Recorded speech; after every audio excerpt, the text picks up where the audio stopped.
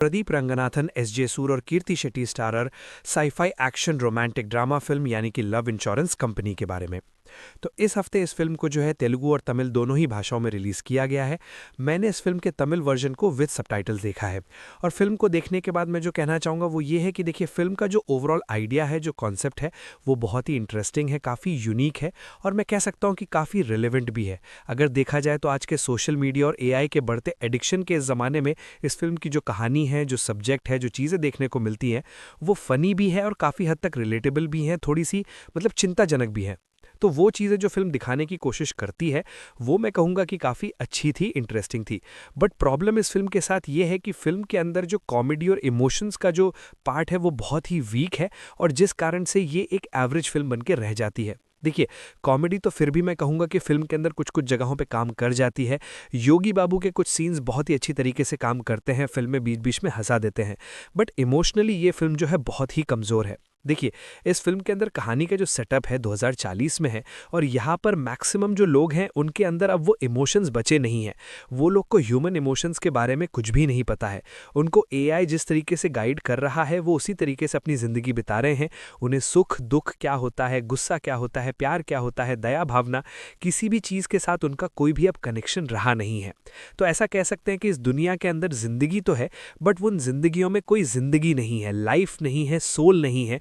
But हर कोई एक robotic life जो है जी रहा है। बट उन्हीं के बीच में एक एक्सेप्शन है और वो है प्रदीप रंगनाथन का कैरेक्टर।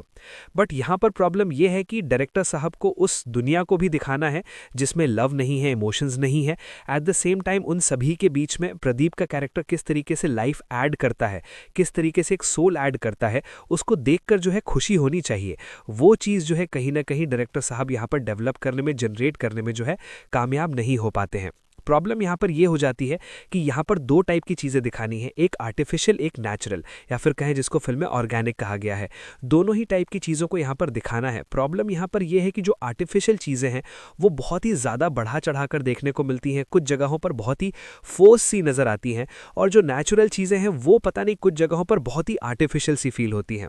बट फिर भी मैं कहूँगा कि फिल्म का जो फर्स्ट हाफ था वहाँ पर जिस तरीके से इस वर्ल्ड के साथ हमारा एक इंट्रोडक्शन करवाया जाता है, कहानी में जो चीज़ें चल रही हैं, फ़ोन के बिना जो एक पनिशमेंट दी जाती है प्रदीप को, सोशल मीडिया को जिस तरीके से ट्रीट किया जाता है, एस.जे. सूर का कैरेक्टर, उसका जो अपना एक विजन है, प्रदीप रंगनाथन की जो थिंकिंग है, उसके आसपास जो बाकी लोग हैं उनके जो विचार हैं, उनका जो बर्ताव है, ये सभी चीज़ें, योगी बाबू का जो कैरेक्टर, उसकी जो कॉमेडी है, ये सभी चीज़ें कहीं ना कहीं फिल्म के फर्स्ट हाफ को एक डिसेंट टाइम पास बनाती है, इंगेज करके रखती है, तब तक कोई प्रॉब्लम होती नहीं है।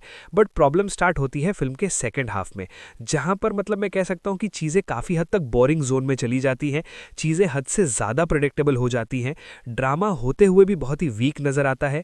कीर्ति शेट्टी की परफॉर्मेंस भी काफ़ी कमज़ोर नज़र आती है। देखिए, उनकी कास्टिंग में कहूँगा कि मतलब कैरेक्टर के हिसाब से ठीक हुई है, मतलब एक ऐसा कैरेक्टर, मतलब जो इंसान तो है बट रोबोट ही नज़र आता है, क्योंकि ऑलरेडी कीर्ति शेट्टी का वैसा कोई एक्सप्रेशन वगैरह ज़्यादा रहता नहीं है, तो उस हिसाब से कास्टिंग परफेक्ट लगती है। बट जब कैरेक्टर में सोल ऐड करना है, उसके अंदर कुछ एक्सप्रेशंस लाने हैं, तो उन जगहों पर कीर्ति शेट्टी की जो परफॉर्मेंस है वो बहुत ही बिलो एवरेज नज़र आती है।